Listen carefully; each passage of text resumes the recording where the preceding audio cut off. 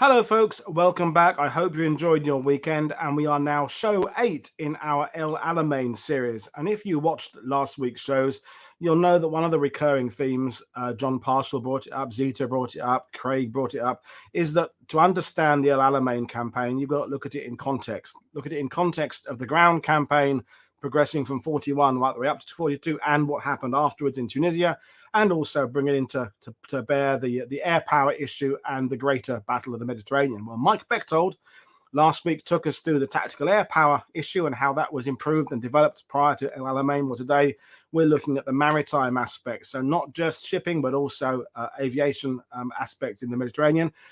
Richard Hammond, my guest, second time on WW2 TV. It was about a year ago. He was in the Mediterranean week. Now he's back on in El Alamein week. His book, Strangling the Axis, the link to purchase it is in the description below, and he teaches at the Brunel University in London. So he's going to talk about the naval aspect, but also, as I say, aviation. So I'll bring Richard in now. So good evening, Richard. How are you today?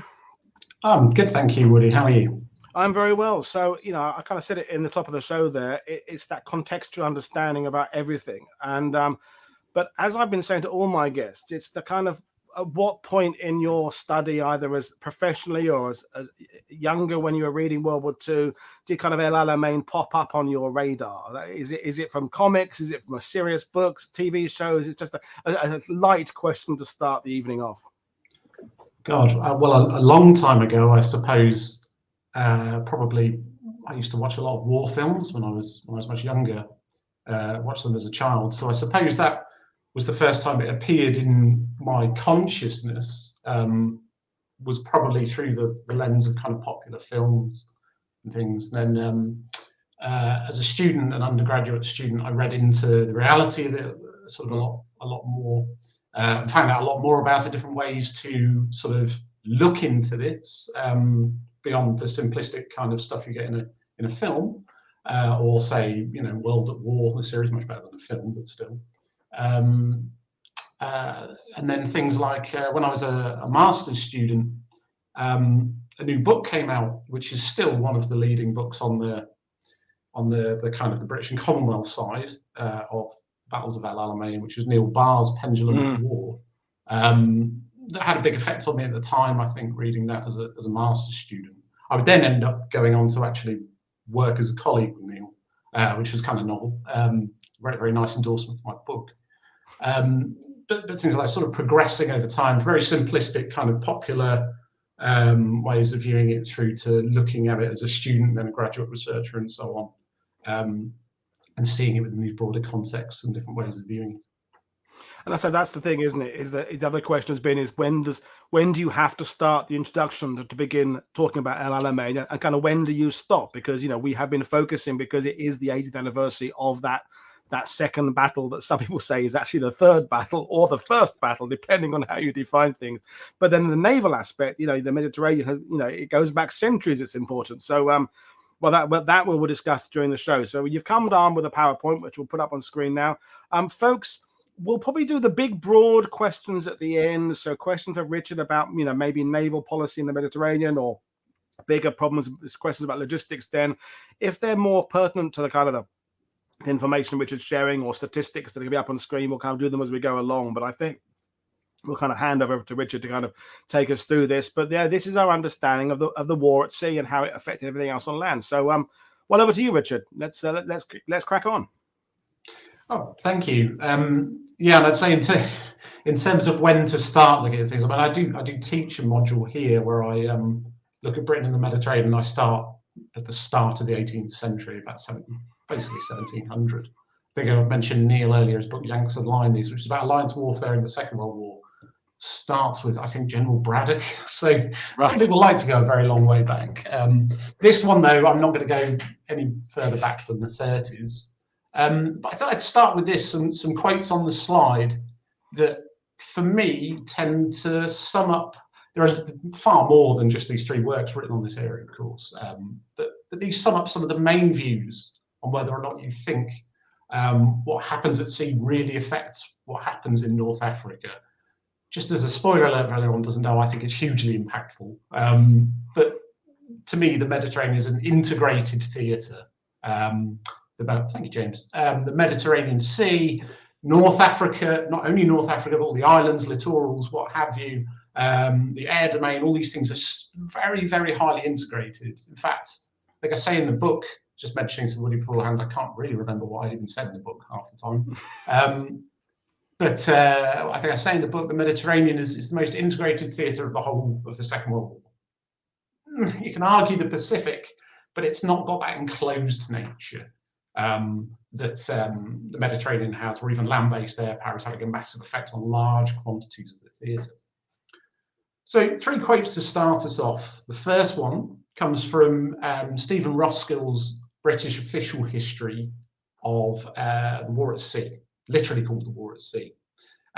It's certain that the combined result achieved by all arms was the severance of the Africa Corps' sea communications, and that this contributed greatly to the collapse in Africa. So this is one common view, i.e. it was hugely impactful. I do have a few issues with Roskill's quote.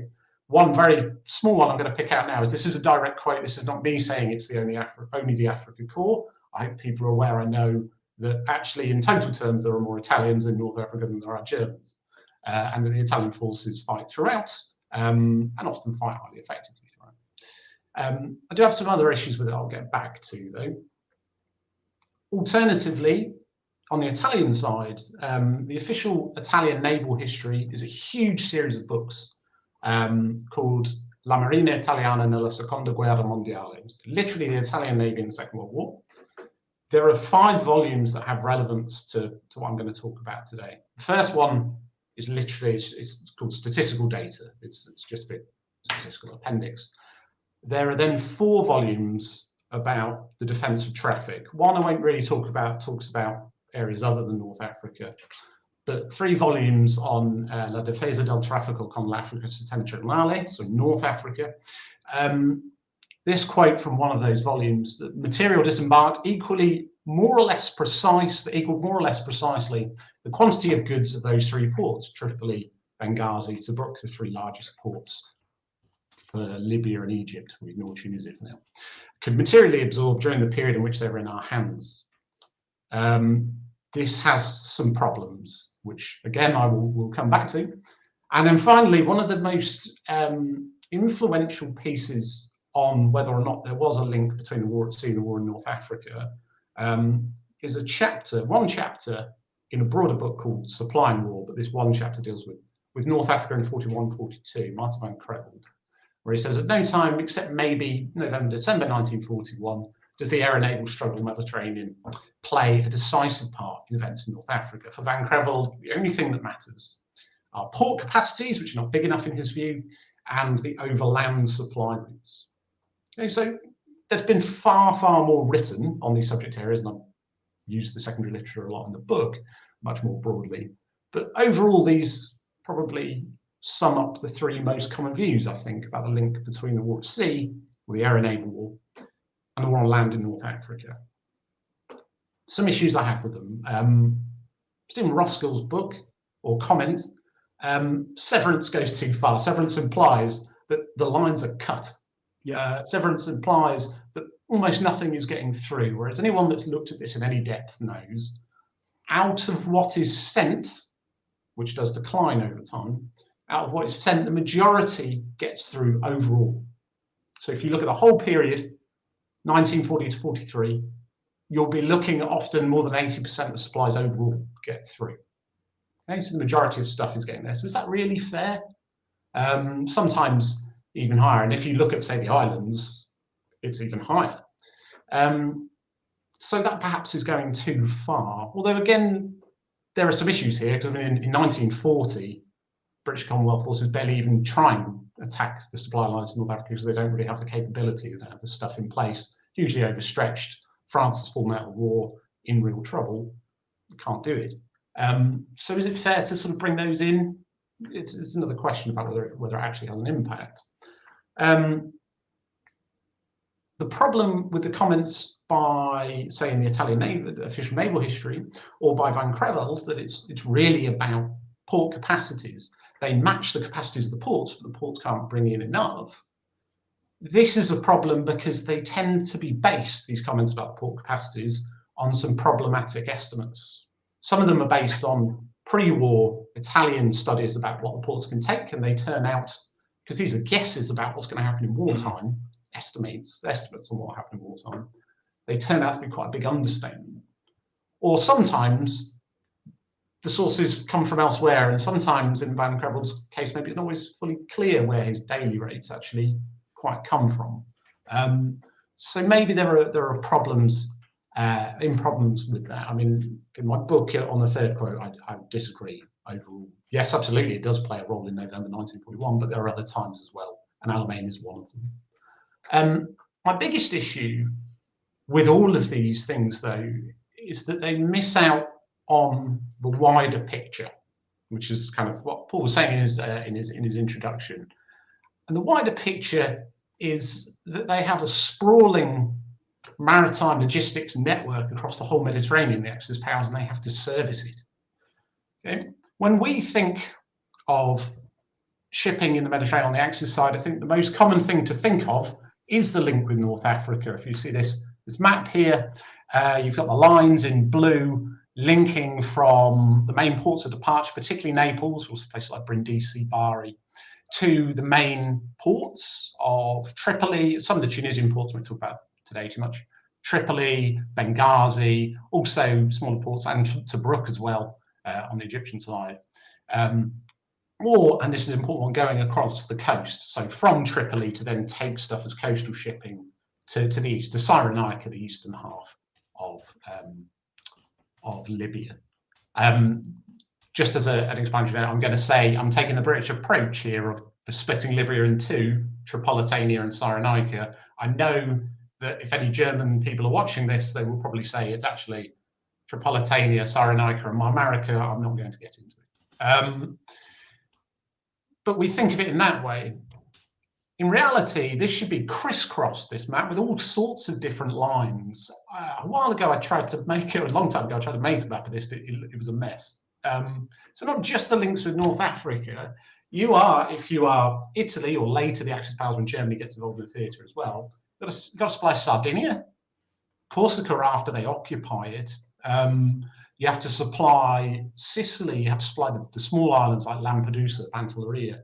You have to supply across the Adriatic Sea to Albania, for one, to help supply Albania, but also for the Greek campaign, crossing to Valona and Durazzo. You need to supply islands like Crete or the Dodecanese in the Aegean.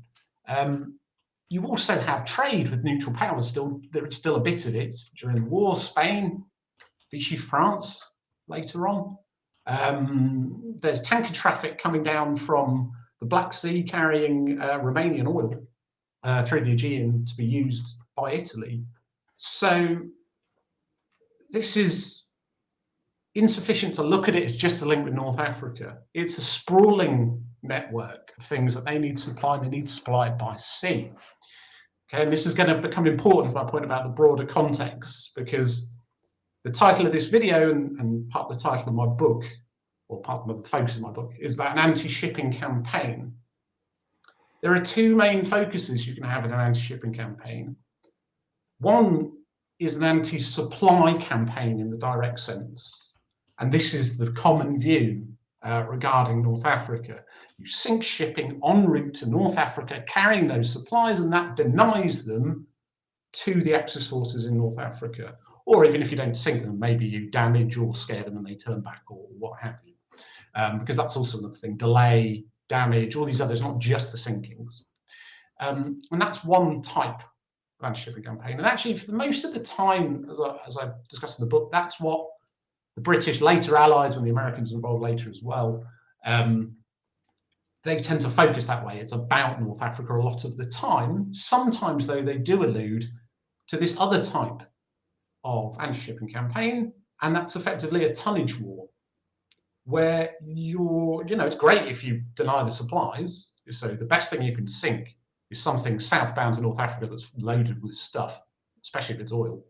But actually, just sinking shipping anywhere, that eats into their tonnage totals, it eats into their hull numbers, eats into their ability to supply. It deprives them of the means of delivery in the first place.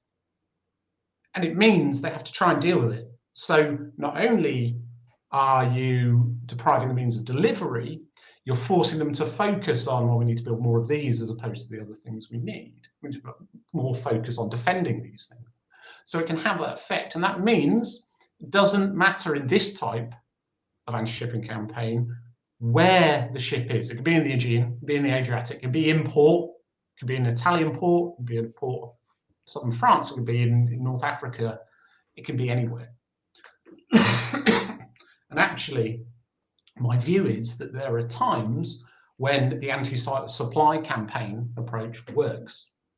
Late 1941, sort of late 42, around the Alamein period, and in Tunisia, there are times where it really, really isn't working. But in the background, there is an ongoing process of attrition where they're sinking these ships, even when things are going really badly in the theatre, like say the first half of 1942. A lot of stuff's going very badly. Still sinking ships faster than the Axis powers can replace them. And this really, really matters. The Second World War is a total war, it is a global war, it is an industrial war. Okay? And if you're the Axis powers in the Mediterranean, you're trapped in a small theatre where the Allied powers control the exits and the access to broader resources like oil, certain metals, coal, things like this. So you're already struggling for those things, and then you're having to deal with this problem. I talk a bit in the other video I did, which there's a link to at the bottom, if anyone wants to watch it after. Talk a bit about those aspects of it a bit more on the industrial side. And just to interrupt, I can understand, we said last week, between 300 and 500 books on El Alamein, the main focus and some of these authors, and there's no problem with this, don't even tackle the maritime aspect at all because they're concentrating on the siege of Tobruk or the tank engagements, wherever they would be. But when they do talk about supplies and the Axis, they are going to be focusing on those, Benghazi and Tripoli and those ports that directly and obviously are affecting the North African campaign. When the point you're making, and I'm just reinforcing it, is that you've got to look at the whole context of the entire Mediterranean, all these things happening in the Aegean and other, and Sardinia and Sicily that are influencing things. And of course, most of those books on North Africa can only devote so much chapter space to events that are happening, in this case, could be several hundred miles away. Yeah, I mean, most of the action that does take place is in the sort of what's known as the central Mediterranean. So think east coast of Sardinia to west coast of Crete, roughly around there. That is where most of the sinkings take place. But even then, there's still sinkings in the Aegean. There's still sinkings in the Adriatic. There's still sinkings. Even there's almost a big diplomatic row when they sink some Spanish shipping at one point, and they effectively end up just saying, "Look, just deal with it." So all of these things matter, even in quite small numbers sometimes. Yeah, and it's because they have to deal with this broader context, this broader problem. Brilliant. Okay, back to you. Yeah, so even it doesn't matter if it's northbound, doesn't matter if it's coming back from North Africa, for instance. So even if it is in the central Mediterranean, if you're only looking at the supplies, it has to be southbound. If it's northbound, don't care if it's about attrition. And one thing I found when I was looking through a lot of the secondary sources in general is they don't really consider this issue. So I kind of want to talk about both. I'm going to talk about the anti-supply stuff, and I'm going to talk about the attrition stuff. And I'm going to compress it all into a really short space of time to just sort of remove a lot of the details from it, and then at the end say, just read my book. That sounds like a perfect way to me. Yeah. So that's my issue with those things in the literature. They don't quite do this enough. So very quickly, some of this, if anyone did ever watch my previous one, possibly this could sound a bit familiar, the first part of this. Prior to going to war with Italy in June 1940, British had considered what they would need to do to plan for with Italy. That mostly happens from 1935 onwards, after the fallout regarding Ethiopia and the possibility they might go to war in 1935-36. There are some earlier plans. I was looking the other day at one from 1931, so they have considered it an earlier stage than that. And they have basically an ongoing argument between what I called in the first chapter of the book two schools. A knockout blow school, they don't call themselves this would be ridiculous. A knockout blow school and a strangulation school. The people that want a knockout blow against Italy in the event of war are basically saying we're going to smash them at sea, destroy the navy, do that quickly, then steam up and down the Italian coasts, naval bombardments. You're going to bomb them, various cities and ports. Going to use lots of propaganda, and we think that Italian morale is really brittle, and they'll collapse pretty quickly. The strangulation school, which are far closer to what turns out to be the reality, albeit in a very different context where France has been knocked out. They're much closer to reality. Get successity where possible, bomb if you can, although there's serious problems with that, particularly the fact you can't reach northwest Italy a lot of the time. Blockade Italy, and this is a really important point over the course of the war, which I kind of alluded to earlier. The entrances and exits to the Mediterranean are controlled largely through the Straits of Gibraltar and the Suez Canal, and kind of with a base at Gibraltar and a base at Alexandria, kind of Britain can control that. Even the route through the Dardanelles is problematic in wartime for diplomatic reasons.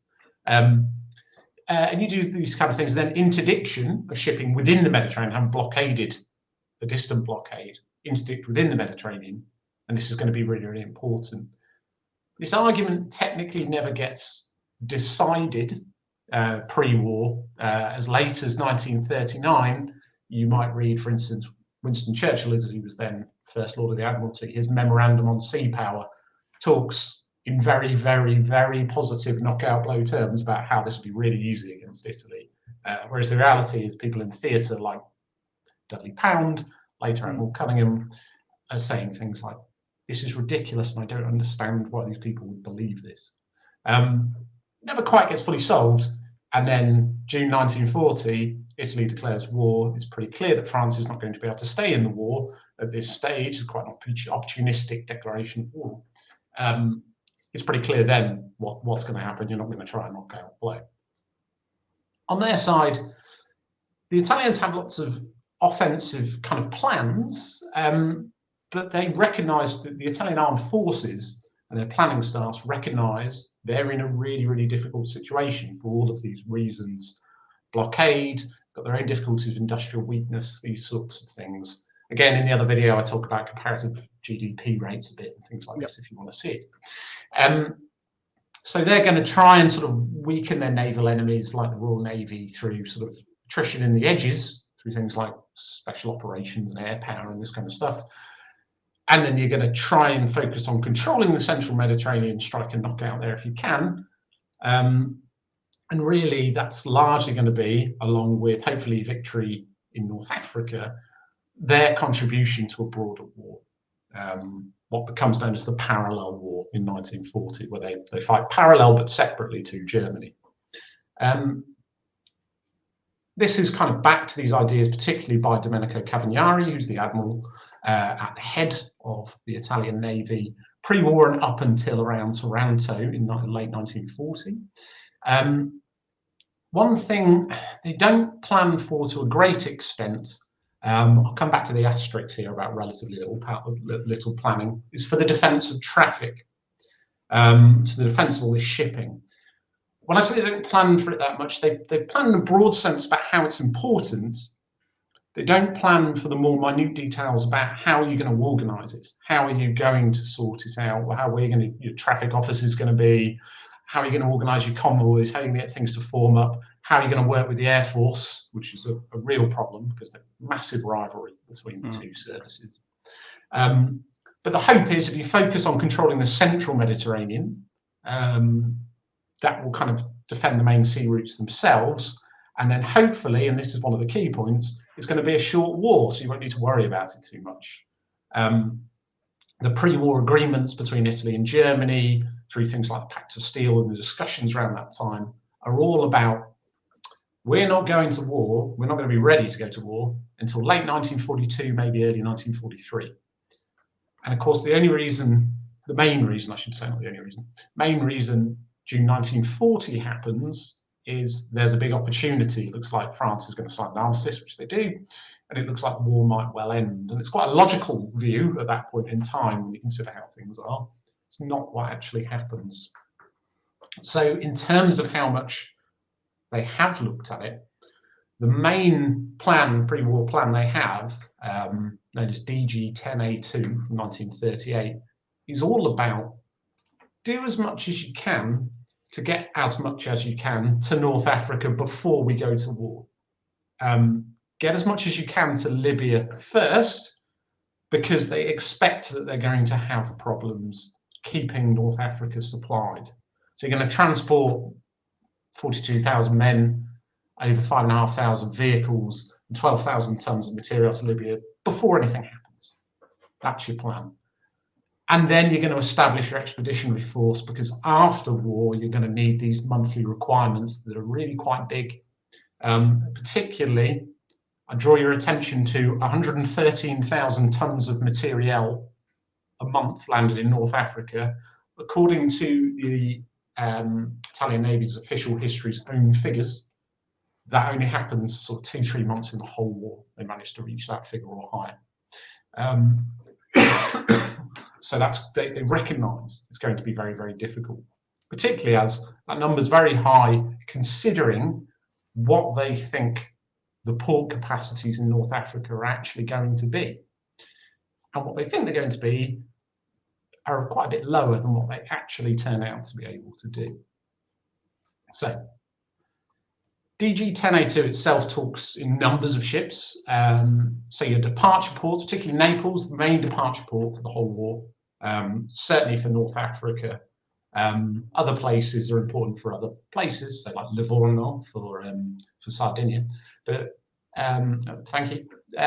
Naples is your main one, but also other places, Bari, Brindisi, so forth.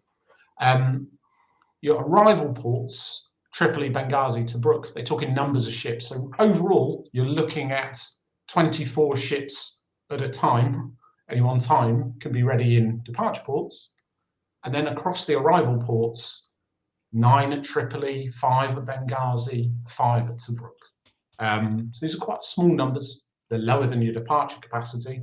And also bear in mind the obvious point, for a lot of the war, the Axis powers don't control Tobruk. And for some parts of the war, they don't control Benghazi.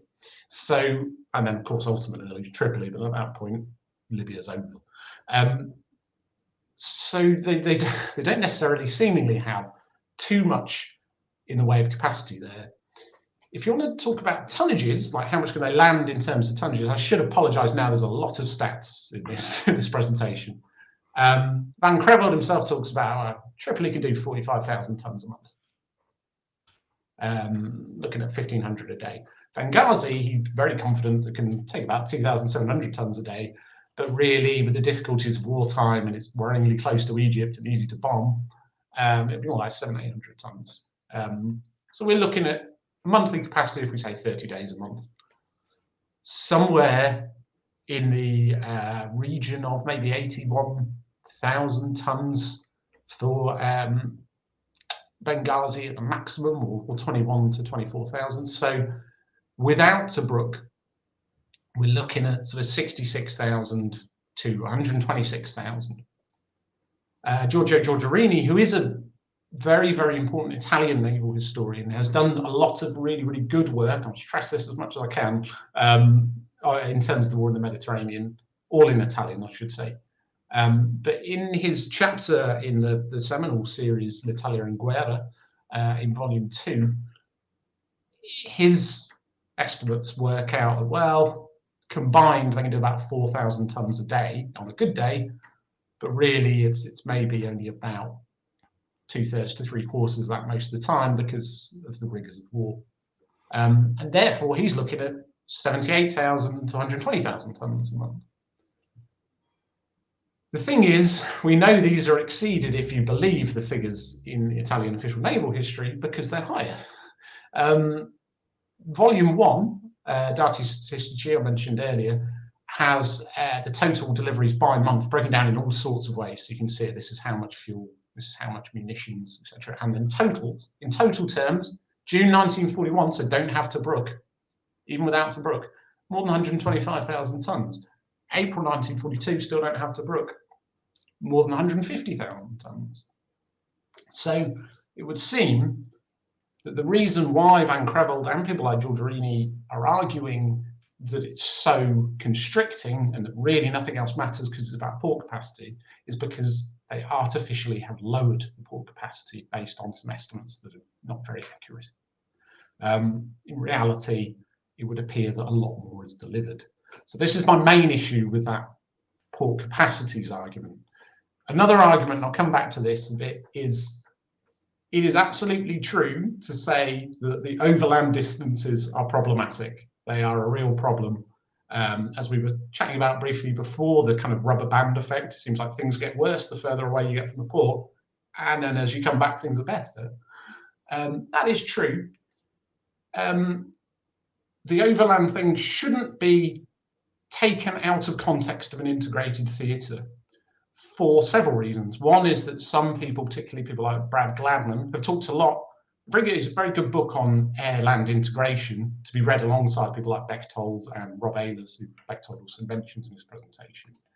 But they say it's not about what's sunk at sea, it's motor transport destroyed on land behind the front. My problem with this argument, it's definitely fair enough to say that's important.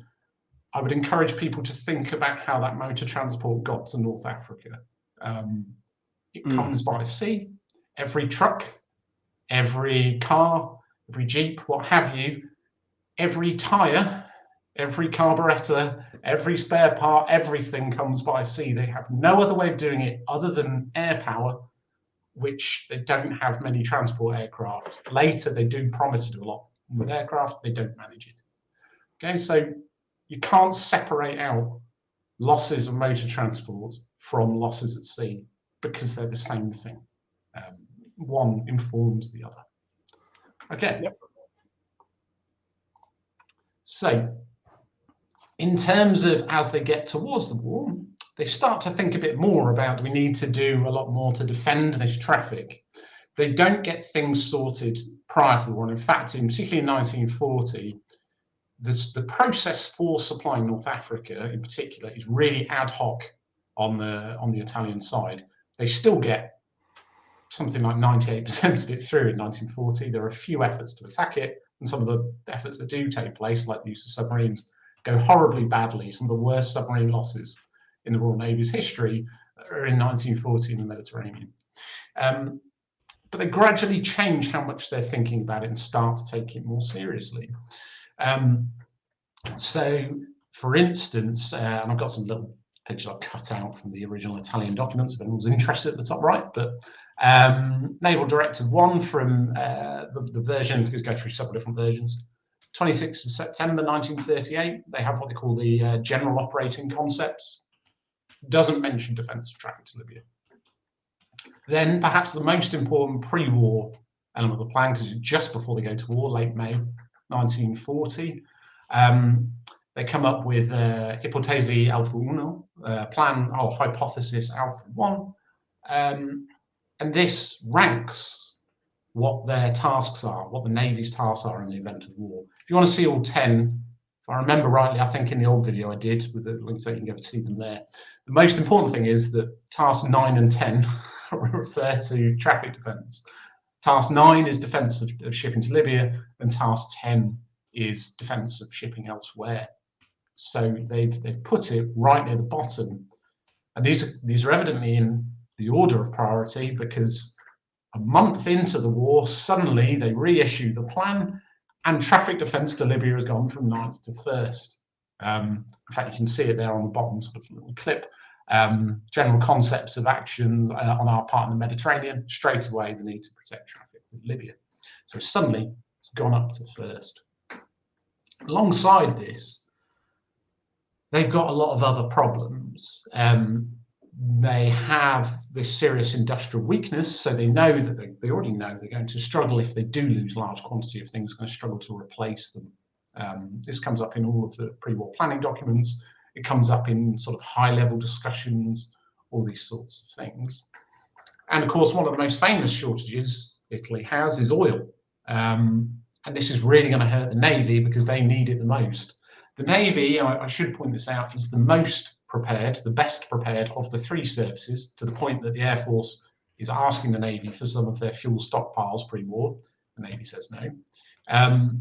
But this is going to really hamper the ability of the Navy to operate even as early as sort of mid to late 1941. They've lost their imports, the vast majority of their oil, and of that, most of it comes from outside the Mediterranean. Those Mediterranean entrances are shut. They managed to get a bit through via sort of trade with Vichy France, things like this, but mostly they're reliant on Germany. So they're relying on Germany to just give them oil. Germany has its own problems with access to oil, quite well known. So this is a problem in and of itself. This is going to hurt the main battle fleet, but also their ability to keep running the convoys. Also, in terms of the makeup of the fleet, Italy has something like the 5th largest navy in the world at the start of the Second World War. It is a substantial naval power, but in terms of the task ahead of it, it's fair to say I think it lacks escorts. It lacks escorts for the defence of traffic, and it also lacks many in the way of specialised escorts for that particular role. They're going to make some later, things like the corvettes, but they're coming too late. They lack a proper anti-submarine warfare training school. They create a dedicated one in 1941. Prior to that, they do some stuff as part of something else, but it's not as focused. Limited weaponry for this task. So I don't know, the depth charges have a lower explosive content than German depth charges, for instance. The Italian Navy doesn't yet have shipborne radar and sonar. Particularly sonar is going to be the most important for this particular subject today. They're going to get it later, but again, they don't have it ready, and it's going to come in quite gradually. It's generally sort of German sets that are coming in. The merchant ships lack anti-air defense. They don't have anti-aircraft guns on them generally at the start. They come in again later. It's something that they're very adaptable, they learn, but it's again a thing that they're not ready for it. And really serious is the problem of inter-service rivalry. There isn't a proper system to coordinate air and sea defensive convoys because the Air Force just isn't on board. They're not interested in maritime issues. They resist things like, famously, they resist, one of many that resist the development of aircraft carriers. That maybe doesn't matter too much in the Mediterranean because at least you can use the islands and things like this. But they resist developing torpedo bombers, dive bombers, all these sorts of things. And they're not well set to coordinate at sea with the Navy. So there are quite a lot of problems in place and difficult, serious challenges in place. The flip side, of course, is June 1940, serious challenges in place for Britain and the Commonwealth in general as well. Italy declares war. It's less than 2 weeks until France signs the armistice. So they're standing without what had been their main ally. They do have this massive global empire, and they've got the ability to, talk to other states, and they've got a relationship that even in sort of 1940 with the US is still fairly good, but they've got their own challenges. So really, when you come to it in 1940, the Italians are still able to get pretty much everything through. I should say, I've stressed now as well, I do think, and I've always thought this and said this, the Italian Navy does a very good job during the Second World War. They're very good at sort of the escort traffic. It turns out to be their main role. They haven't planned for it as being their main role or even that major a role. And they do get the majority of things through. Ultimately, they are not able to contend with the scale of the challenge that faces them. I mean, that would be my summary at this point, Richard. My summary at this point as a lay person on the naval aspect is that the projected estimates as what it would need to supply an army, and was it 113,000 tons a month or something? Then at the capacity of the ports, if you use the maximum capacities and the maximum unloading, they're not any in a position to be able to get more than they need. And then you're now outlining all the potential problems of lack of escorts. So is that if anything starts going wrong, they're in a position where they can't meet demand. Is that a kind of a simple summary of it? Yeah, generally their capacity to deal with major setbacks is limited comparatively. they tend to do well. There is no want of kind of trying. There have been a very long time ago suggestions by some that maybe the heart isn't in it, things like this. This is not remotely accurate. Even as late as, I mean, if we ever do talk about Tunisia, they're throwing themselves into supplying Tunisia in what they nickname the route of death.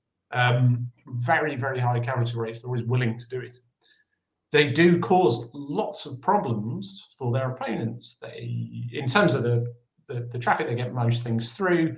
They do shoot down large numbers of aircraft. They sink plenty of submarines. You know, the attempts to use some surface forces against them often run into trouble. So probably the best known one of these is Force K in 1941, running into a minefield and being gutted. So they do lots of these things well, but the scale of the challenge is huge. And ultimately, we've got, there is no knockout blow, but there's several years of turning the screw. Yeah. And they can't deal with it. I mean, I should say, of course, from December 1940, January 1941, Germany comes into the theatre, but Germany overall sees the Mediterranean as a sideshow. Okay, it is on the periphery of things they're interested in. There are a few exceptions. German naval staff's quite interested in the Mediterranean, but they're not that influential either overall by 1942 when they're talking about this, or within the theatre, because there aren't much in the way of naval resources on the German side. There is some. German Air Force has an important role to play in the Mediterranean, and of course you've got the forces in North Africa. But in terms of scale, compare the German units in North Africa to, say, the Eastern Front, it's very, very different. The air power is the big commitment when they have them there, and removing those from the Eastern Front is a big draw away where arguably they need it. So despite the challenges that the Axis powers face, particularly Italy, they generally do really well in terms of transporting material. In 1940, as I say, over 98% of the stuff gets through to North Africa. And in early 1941, there's high delivery rates as well. Really, the British have very limited forces to be able to do anything about it. They've got later, like not initially, but later on, they've got a few torpedo bombers at Malta. They've got some submarines at Alexandria and a few at Malta. And that's largely it, because they don't want to, most of the time, use surface vessels for this job, because they think they'll lose them and they don't want to lose them.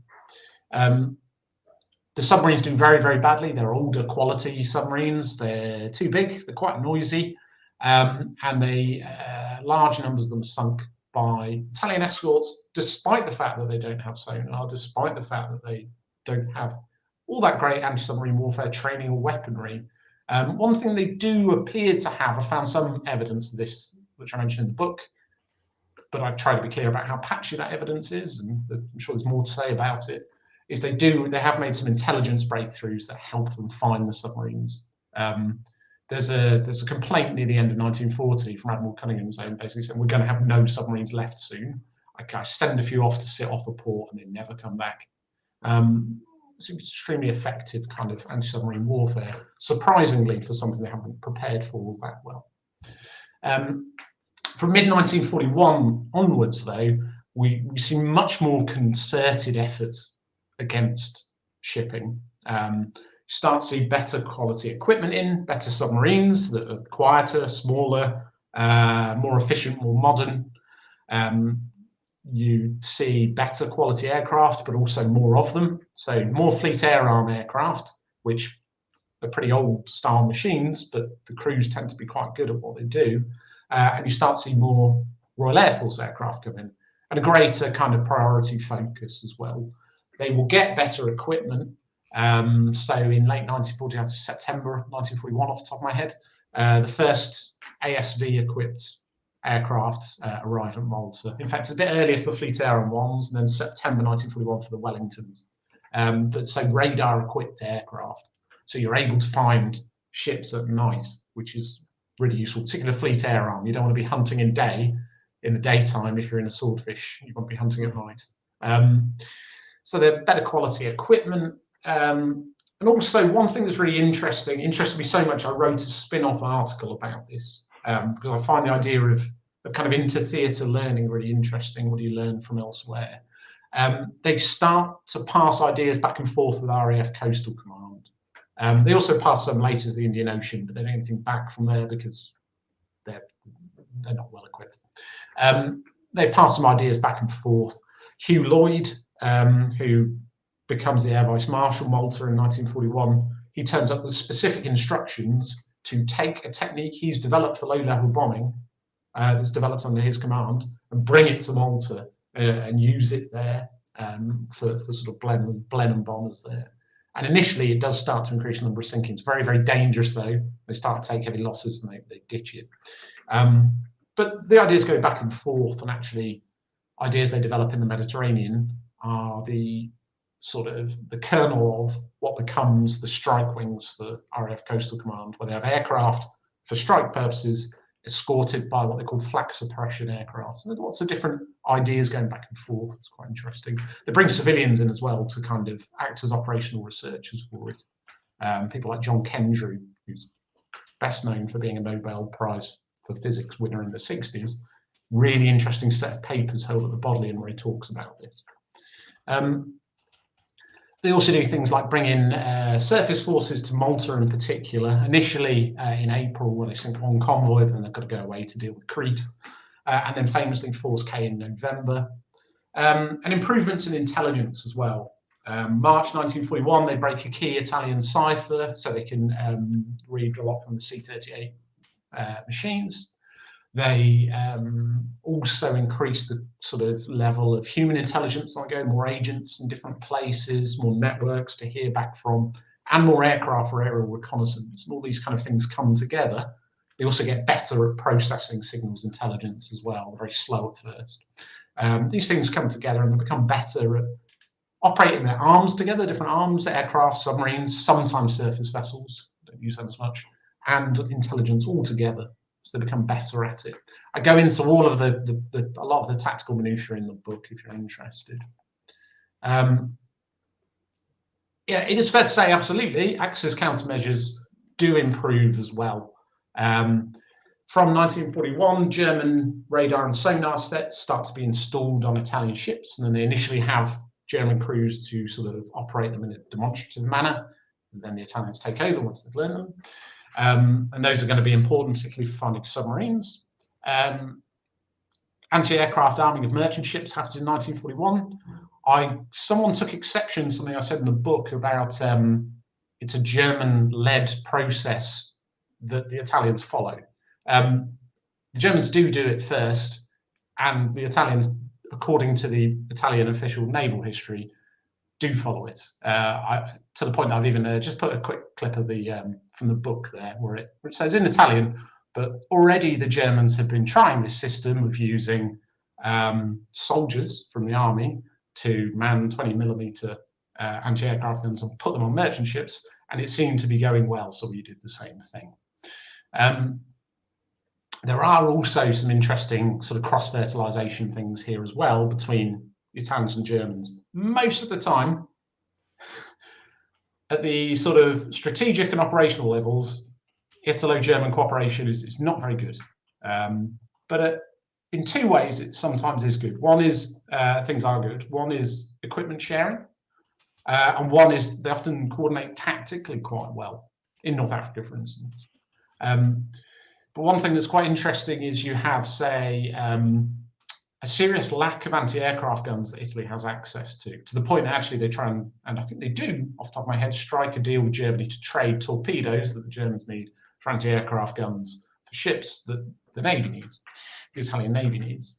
But you have dedicated German anti-aircraft gunners. I apologise, my German pronunciation is terrible, but the Marine Board Flak Commando Sud turns up and they man some of these new guns on some of these Italian merchant ships.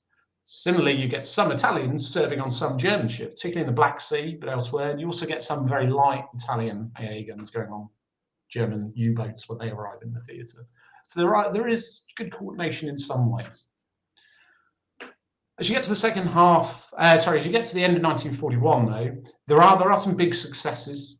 November 1941, 92% of the fuel going to North Africa is sunk en route or doesn't make it. November 1941 becomes known as the Black Month of the Italian Navy. Awful time if you're the Axis. Suddenly everything turns around. December 1941, Japan declares war, so suddenly a bunch of the forces from the Mediterranean have to get kicked further east. The Italian Special Forces famously sink a couple of battleships in Alexandria Harbour. The bombing of Malta resumes, all these sorts of things. So it kind of seems to turn around. Even still, as things in the really hard months in the first month of 1942, they continue to sink shipping. Not enough to have an effect in an immediate sense on war in North Africa, but it is that turning of the screw, it is that attrition. So by the end of June 1942, they have sunk, roughly speaking, about 1 million tons of shipping. When you bear in mind that in June 1940, Italy has about 3.4 million tons of shipping, and a third of that gets trapped outside of the Mediterranean on declaration of war because it's outside the Med and can't get back in. That's a substantial number, but it also massively is outstripping what they can produce. So by the end of June 1942, about 1 million tons sunk. From January 1940 to the end of December 1942, Italy produces, this includes 6 pre-war months, Italy produces less than 300,000 tons of new shipping. So they are sinking at a far faster rate than is being built. Not just that, there are other ways, of course, of getting shipping. They try and seize some off the Greeks once they defeat Greece, try and seize some off the Yugoslavs, but they're very small quantities. They also try and buy some from different places. They're still way behind compared to the attrition. And also, the attrition is going to get worse in late 1942 and into 1943.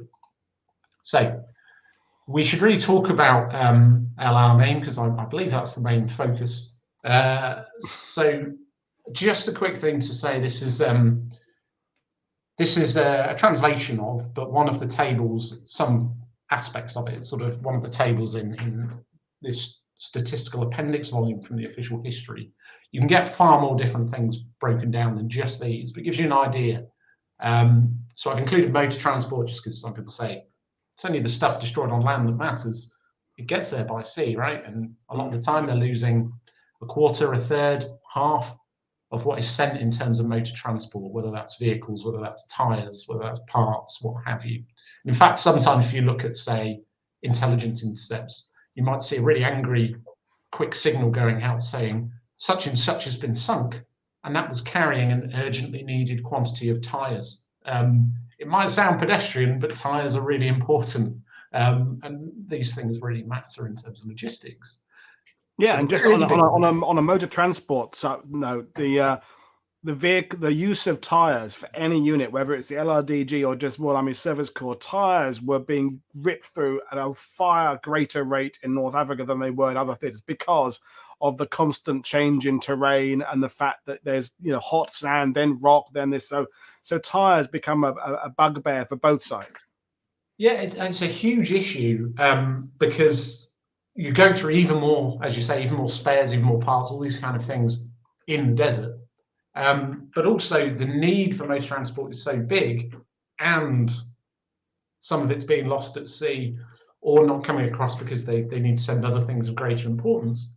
That means that by the time of Alamein, the Axis forces in North Africa at the front, not the ones back in Tripolitania, are relying really heavily on lots of captured vehicles to do a lot of that work instead. And the problem with that is you can't service them. So as soon as the parts start to go, you're in lots of trouble.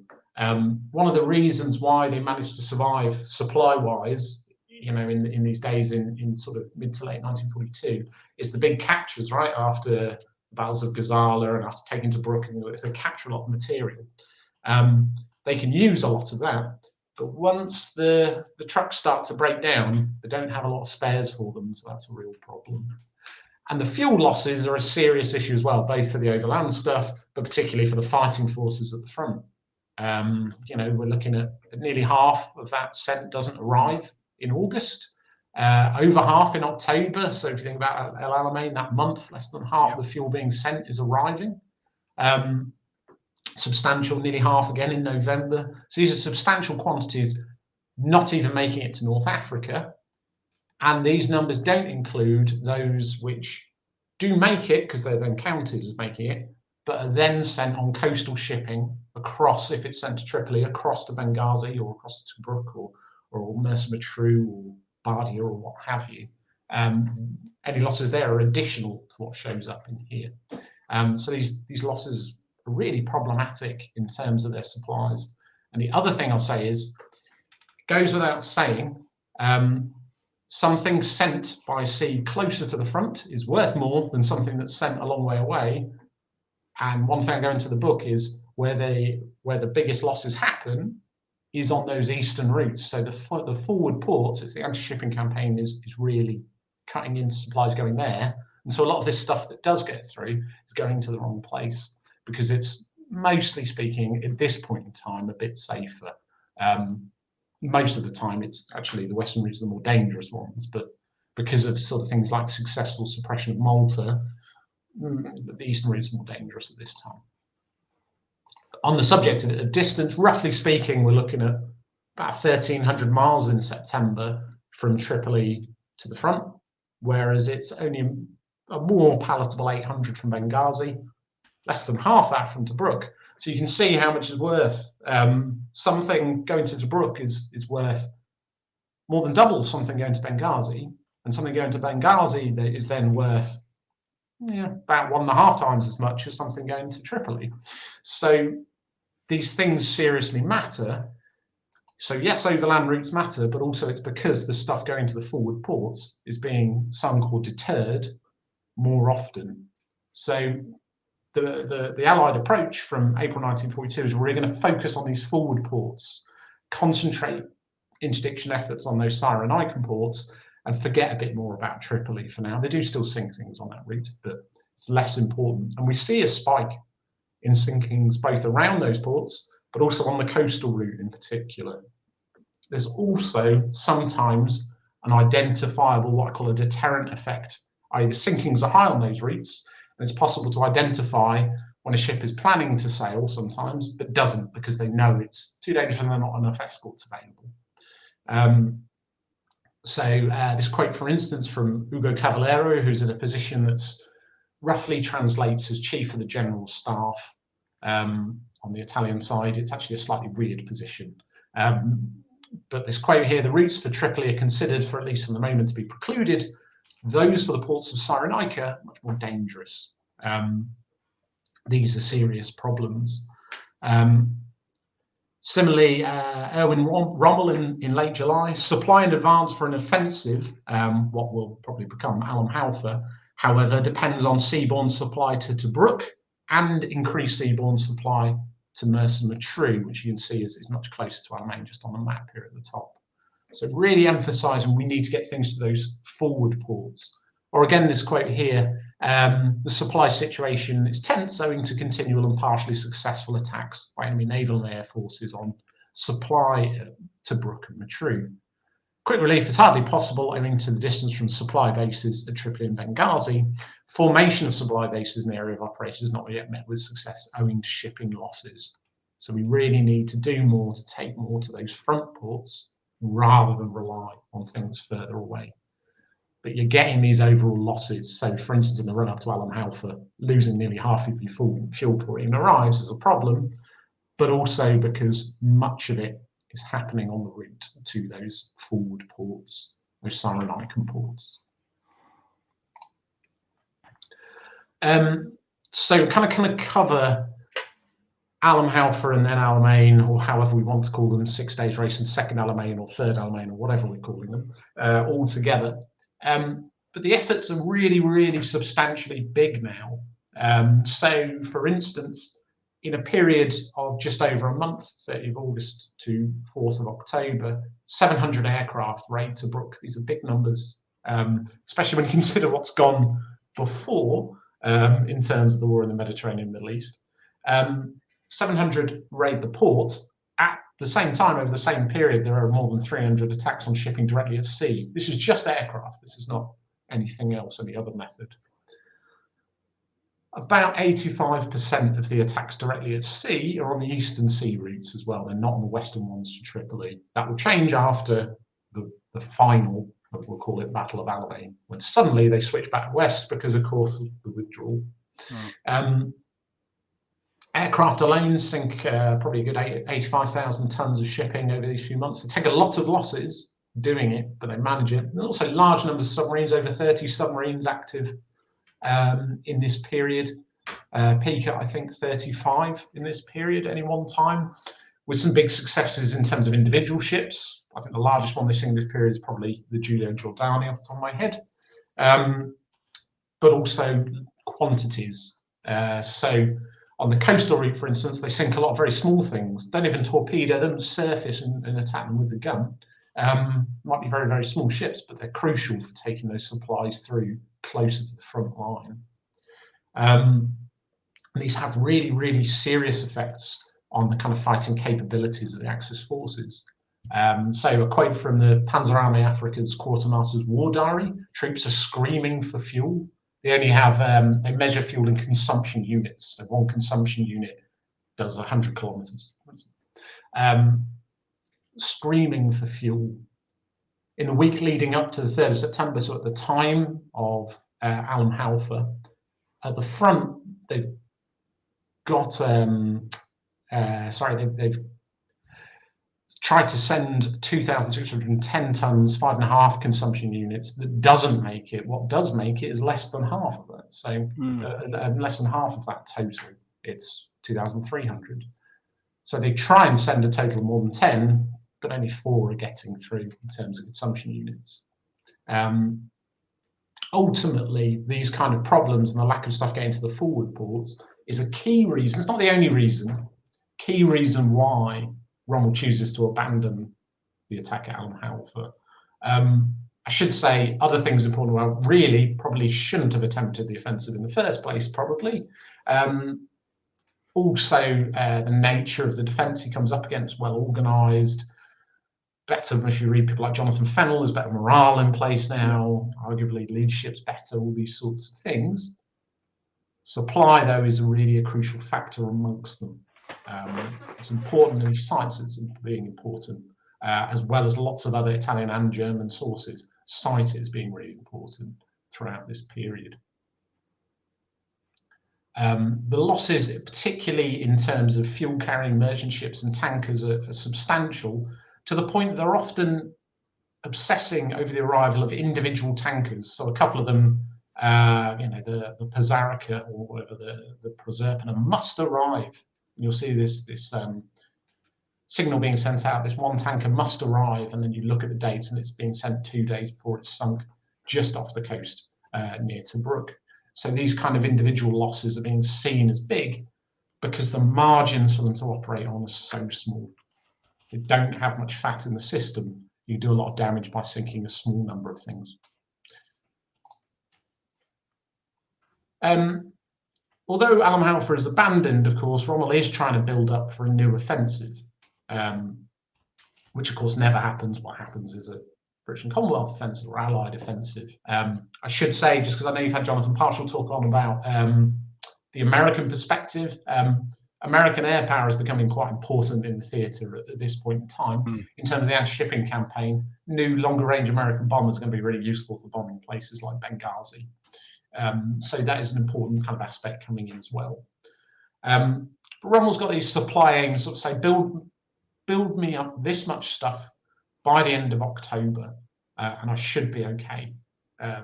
Certainly at least to continue operating, but particularly maybe I can mount this new offensive, final drive on Suez, maybe it'll all end.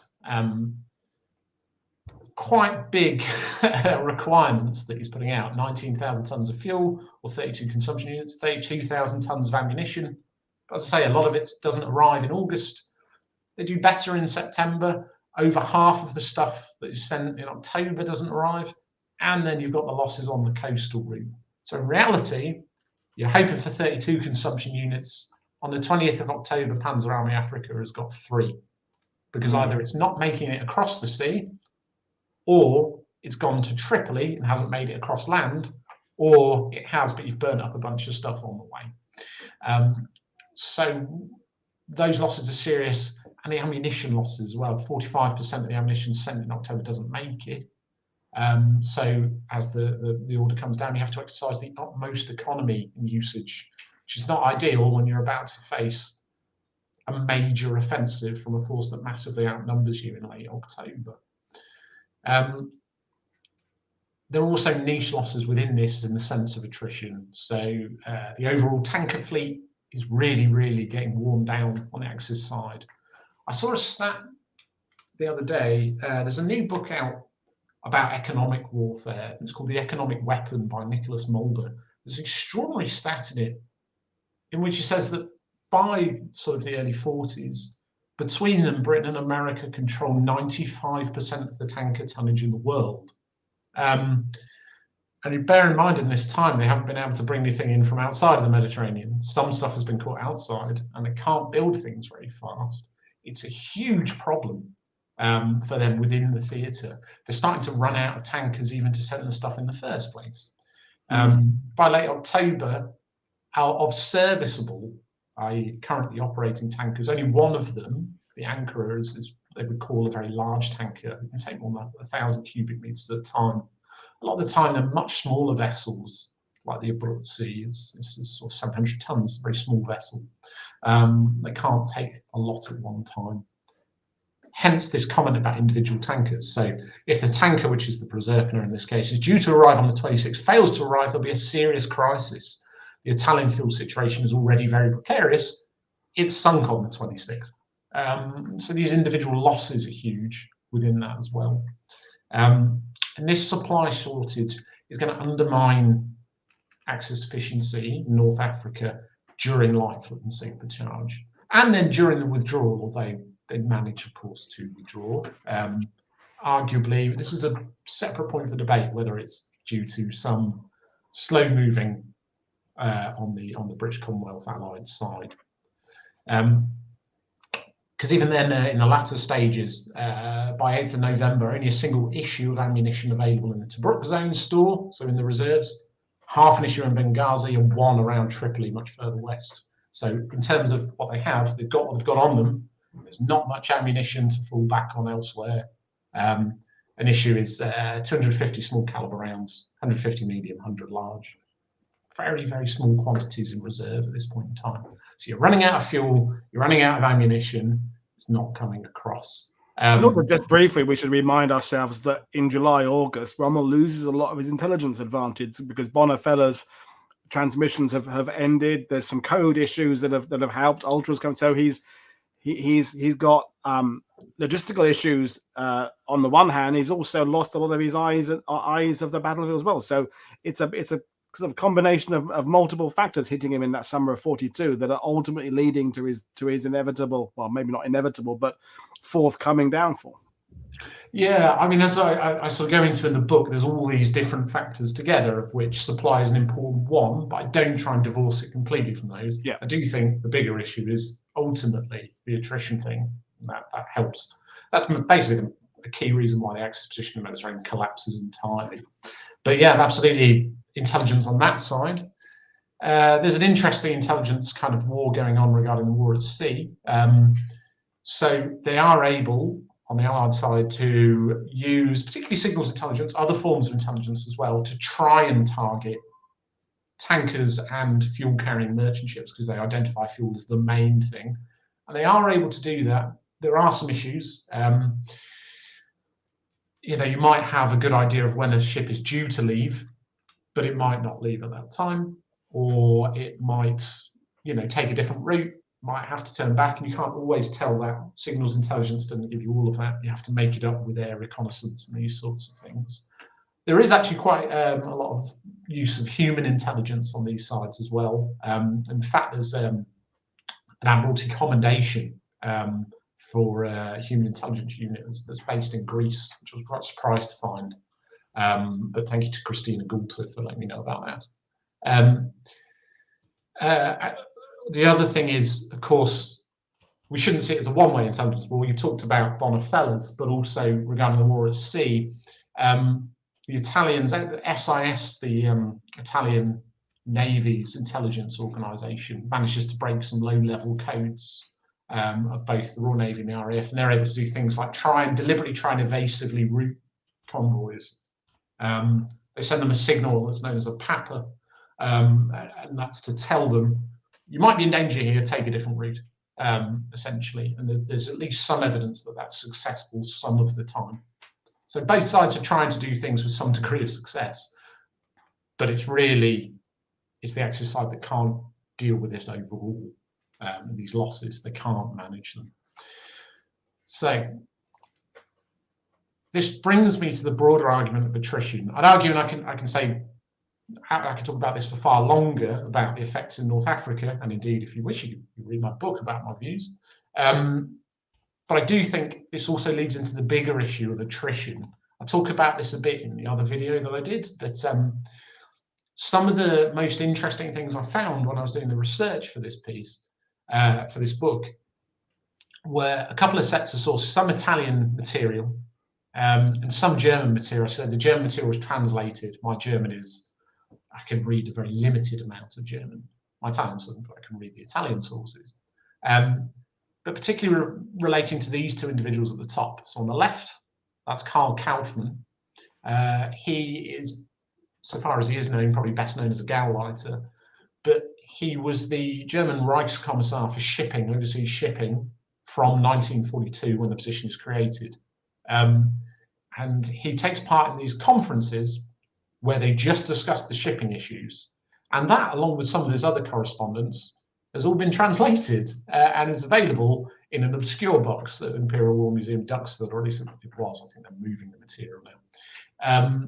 So I managed to find a huge amount of interesting things from that. And then also Italian conferences where inputs by this guy on the right, Giovanni Hosventuri, who's the Italian Minister for Communications, tell you a lot of things as well about how serious the situation is regarding this broader picture. So Kaufmann here in a letter to Bormann at the start of October 1942, the prevailing losses caused me great anxiety. Apart from the drive for neutral French shipping, they can't be replaced. They're being sunk far faster than we can build them. The shipping losses in German and Italian tonnage in the supply service to North Africa have risen again in the past few weeks to the extent that, should they continue, the time can be calculated when it will no longer be possible to provide the shipping space for supplies to Africa. So it's fairly clear that it's an issue of the means of delivery now. It's not just the problems with supplies in North Africa. It's an issue with the delivery because they're running out of ships. Similarly, a major conference at the Palazzo Venezia in Rome, in fact, pretty much exactly the same time. Mussolini talks about how we need to remember supplying the ongoing war isn't just North Africa. We must also supply Sardinia and Sicily, Dalmatia, Albania, Greece, not to mention the coastal shipping. Hosventuri talks about how any additional demand for ships for military needs, so say North Africa, will affect transport for food and for the war industry. And he identifies at this point in time, 1st of October 1942, there's already a shortage of 170,000 tons of shipping. So they're just saying that they already don't have enough shipping to service their whole requirements across the theatre. So this is before Alamein. They've already run below a level where they can properly cope with things. And in fact, if you look at the figures from, say, the Italian naval history about what's delivered, we think a lot gets through, particularly in the first half of 1942, and April 1942, a huge amount gets through. But actually, overall, on average per month, less is delivered in 1942 than is delivered in 1941. And bear in mind that for part of that time, they have Tobruk in 1942. So theoretically, they can take more. They're being deprived of the means of delivery. Right? The losses have already been heavy. I won't go into the Tunisian campaign here. It's not focus, is it? But it starts to really seriously increase as we get into the end of 1942 and then really into 1943. And new construction is not keeping up. I said about less than 300,000 tons between January 1940 and December 1942. In 1943, they only had about another 60,000. So they're miles behind Venturi talks about how they're losing 6 ships for every new one they build, and actually that gets worse later. But also Italian shipyards are really suffering from a bottleneck in skilled labour. So they have all these plans, they have these ideas of what to do about it, and these plans for new building of merchant tonnage, plans for new building of escorts, because we're running out of escorts in terms of the Navy. But all the plans say it's going to take us years to do these things, because as well as the problems of lack of resources, which are very serious, they can't make enough steel, for instance, and they have a lack of oil, also lacking the really skilled labour they need to do it in the first place. They can try and seize things from elsewhere, but it's generally not enough. There are really big hopes when you get to November 1942. We'll take all this French tonnage. After Torch, they're going to occupy the rest of France. We'll take the French tonnage in southern France, and that will solve all of our problems. And if you look at the figures in, say, the Italian naval history, official history, if you just look at the top line numbers, it looks like it does solve them, and they get back up to the numbers they need. The problem is, and I talked about this in the other video, a lot of it isn't usable. It's not the right type of shipping, so it's not designed for this kind of purpose. You don't want big liners, or it's badly damaged or out of serviceability because it's been a long time. You're running out of people to sail it because you've got all these other commitments. So in Kaufman's papers, for instance, he's saying, well, we want 60% of this for the German use. The problem is most of our sailors that we designate for merchant ships are operating in the North Sea or the Bay of Biscay. We don't really have enough to spare to send to the Mediterranean. There's also some problems on the Italian side in this regard. And then a lot of it gets sunk as well. But you have to wipe a load of it off before that even starts, because it's either unusable or it's going to take a long time to repair. So those things aren't going to solve the problem. So you're already in serious problems come October. You're already below the minimum of what you need. And this is before the route of death into Tunisia. This is before the serious strategic bombing of Italy that really starts in late 1942. And the French tonnage issue isn't going to help you. So they never recover from it. Just one reference to this period. I deal with the Tunisian campaign, the whole chapter in the book. So if you want it more in depth, alternatively, if you do a Tunisian week in the future, maybe I can talk to you about it then. We will. You can. Yep. Venturi's successor, Vittorio Cini, tells Mussolini in March 1943, 1st of March 1943, there's a transport crisis. We are down to fewer than 800,000 tons of serviceable shipping in the central Mediterranean. We are nearly dry. They can't simply transport things. The wars at sea are fundamentally, as Julian Corbett once famously wrote, the wars of communication. Okay, man doesn't live on the sea, humankind lives on the land, but the sea is important for communication. They have run out of the ability to communicate, or at least to the extent that they need it. So if I draw this in, I would say absolutely the anti-shipping campaign at times has an effect on the fighting in North Africa. Around the time of Operation Crusader, clearly has an effect. Alamein period, I would say, definitely has an effect. Tunisian campaign has an effect. There are other times when much less so. People that have argued against it ever have an effect. I think you need to watch these arguments about port capacity, that they don't base them on problematic estimates. I think people that say it's all about motor transport need to consider how it got there, and it's an integrated theatre. But the bigger picture anyway is overall concepts of attrition, and that they can't keep up with the rate of loss in terms of the means of delivery. And the even bigger picture to that is really the Allied coalition has far better access to key resources and a much bigger industrial powers than the Axis coalition are, and they're better placed to deny those Axis powers access to what they need. And so it's like a Russian doll, context within a context within a context. And I will leave it there on that highly tenuous comment.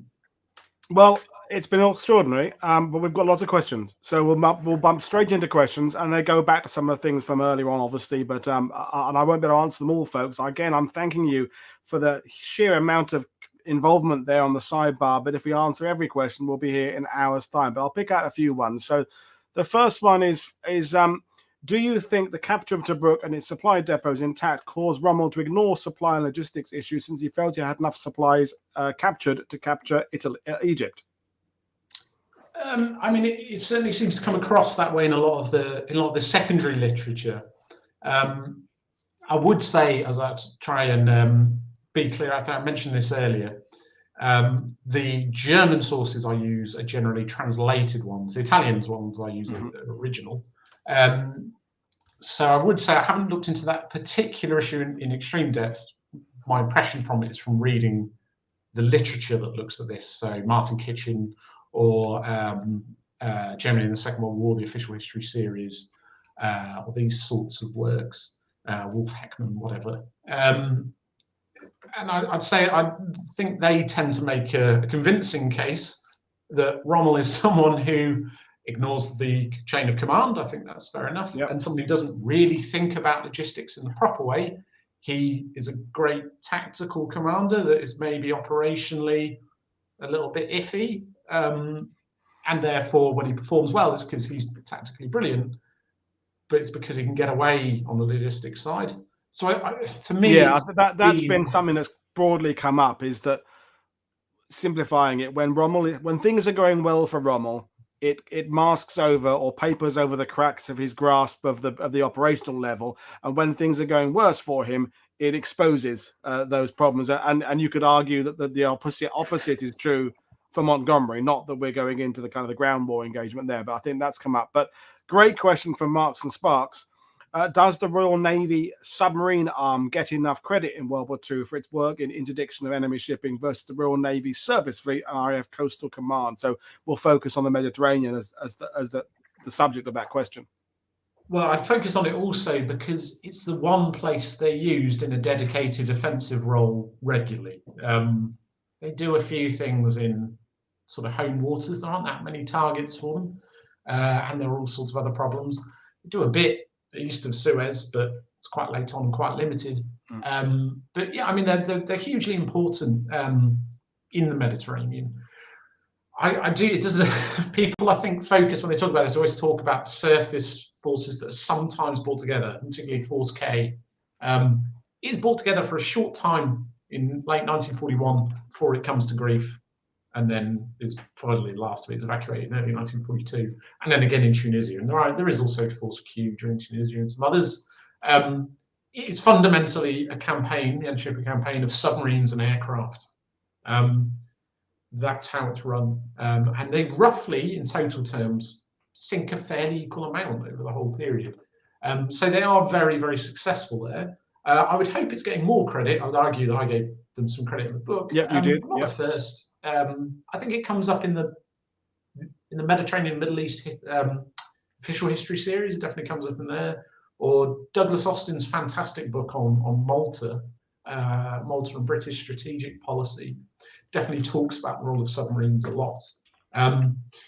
They're very important in that attrition role. Surface forces are great if you want to try and wipe out a whole convoy, but as one famous signal from Admiral Cunningham goes, a surface force might bag us a convoy or two, but they'll come to grief soon. Whereas submarines and aircraft can sink a few ships here and there regularly, and that's generally a very accurate prediction for how it actually works out. Okay, and the next one, kind of from me, really, these various anti-shipping methods, and as you said, there are various types. There's submarines, there's surface, there's coastal command, there's this, that, and the other.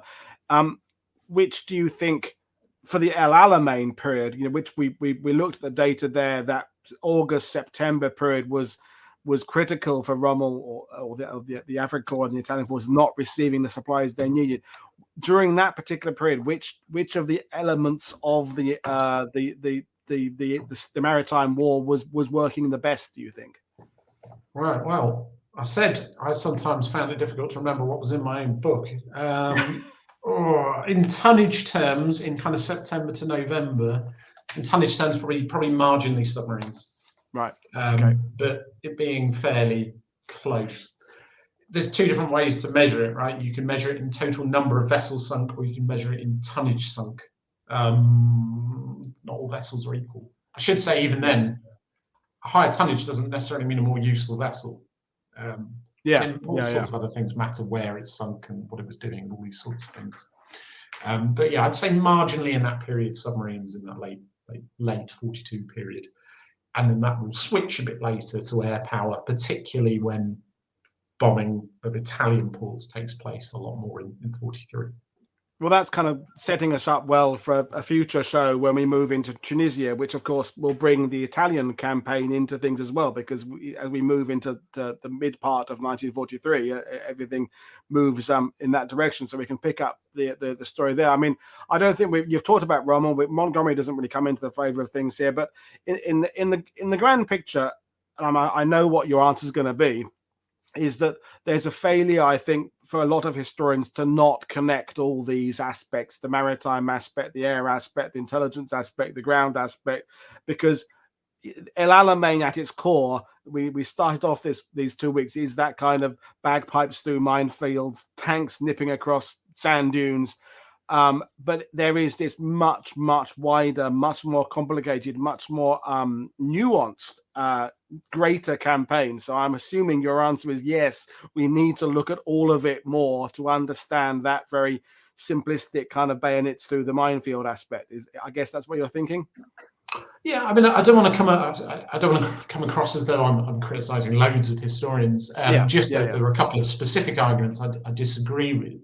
I do think quite a lot of people, even those who focused on the land war in North Africa, they often do talk about the maritime side. So, I mean, I mentioned Neil Barr's book. He definitely refers to the problems about shipping overseas as well, even though it's a small part of what he does. Or I don't know, if you want to look at the Italian sources, Mario Montanari's books definitely talk about the maritime side, but also about the Russian Dole thing. I mean, absolutely, you want to see the Mediterranean is integrated, but also bagpipes through the minefields, whatever. But like, why are they attacking towards Alexandria? Why are they attacking into Egypt? It's because they want to sever the Suez Canal route. They want to take, oil fields in the Middle East. It's about opening up the blockade. It's about access to resources. There's nothing special about Alamein the place, is there? No, it's the nothing happens in a vacuum argument. It's all of these things are connected, but we'll do two more questions, otherwise we will be here. So one from Trent Tolenko: can Mr. Hammond comment on the effects of RAF heavy bomber raids and sea mining efforts on Italian North African ports in slowing Axis resupply? Yeah, so I would say mining is something of a missed opportunity on the Allied side in the Mediterranean. They don't really do much mining. By comparison, I got into a discussion on this about Twitter. I don't quite know how, but there was if you look at Coastal Command in the North Sea, they run like an operational research study in 1945, and basically they suggest mining's better than anything else because it'll sink a lot of stuff and it's cheaper. You're not going to lose as many aircraft doing it. They don't do much mining in the Mediterranean. They do some. They don't have many surface vessels that do mining, and it's very dangerous for them. Aircraft they tend to want to use in other roles, and they've got a couple of mine-laying submarines like Rorqual, but there's not many of them. So they don't actually try too much in the way of offensive mining in the Mediterranean. They do sink some things that way, but arguably they could have done a lot more of it. Although, of course, mining can come back and bite you. There are instances of Axis ships being lost in their own minefields, particularly after something becomes untethered, for instance. Heavy bombing of Italian ports or North African ports, particularly after the arrival of longer range bombers in kind of 42 onwards, is a really serious issue. One, you sink ships that way. Two, if you sink or damage ships that way, they get trapped in the entrance to the port and block it.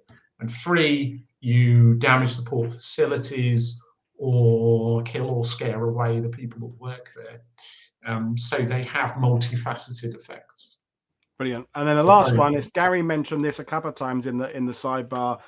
So at the time of El Alamein, the suppression of the forward eastern ports, you say, are more important, is coming primarily from Allied bases in Egypt, or at least not from Malta. So Malta's come up as whether Malta is more or less important. So what's your takeaway from that statement there, or statement stroke question?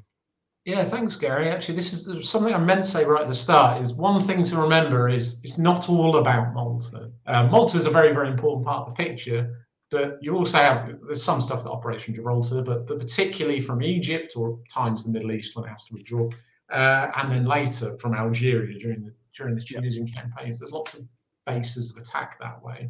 One or two other places occasionally as well. During this period, most of the stuff that's being attacked all the way to forward ports is coming from things in Egypt. So all of the air attacks in that area are coming from Egypt. And some of the submarines as well, because the first submarine flotilla is based in Alexandria. Some of the sinking by submarine is coming from Malta because they can reach into those routes just about, even with the smaller submarines they have in the 10th flotilla. But mostly the aircraft on Malta are attacking on the western route because they lack the range. If you want to go east, what you do on the Axis side is you don't come down and across. You go down through the Corinth Canal in Greece and come down that way, and that takes you out the range of most of the time out of the range of things like Blenheims and bow fighters. Well, I think we'll leave it at that because otherwise we'll be here all night. So, Richard, it's been a pleasure talking to you as it always is. Folks, we're back tomorrow with the Royal Wiltshire Yeomanry, so we back to the very much the ground aspect and tanks and sand and that aspect. But Richard, you've done everything you're supposed to have done. You've brought that maritime aspect, that logistic aspect to the audience, and for that we thank you very much. So, folks, it's been brilliant talking to you, and thanks again for all your fantastic comments. And it's getting to the point where I'll need some kind of assistant to monitor all the sidebar because that's why my eyes doing this. I'm listening to Richard, looking at the site, but it's good. But email me or tweet me if you got more questions. Yeah, Richard's Twitter account is in the description below. So we can carry on a conversation on Twitter if you want to. But folks, that's it for me from now. So I will see you all again tomorrow for the next part of this really fantastic 2 weeks. So Richard, thank you very much. It's been great talking to you. We'll have you back for Tunisia, and everyone else, it's been great. I'll see you all again tomorrow. Cheers, everybody. Bye.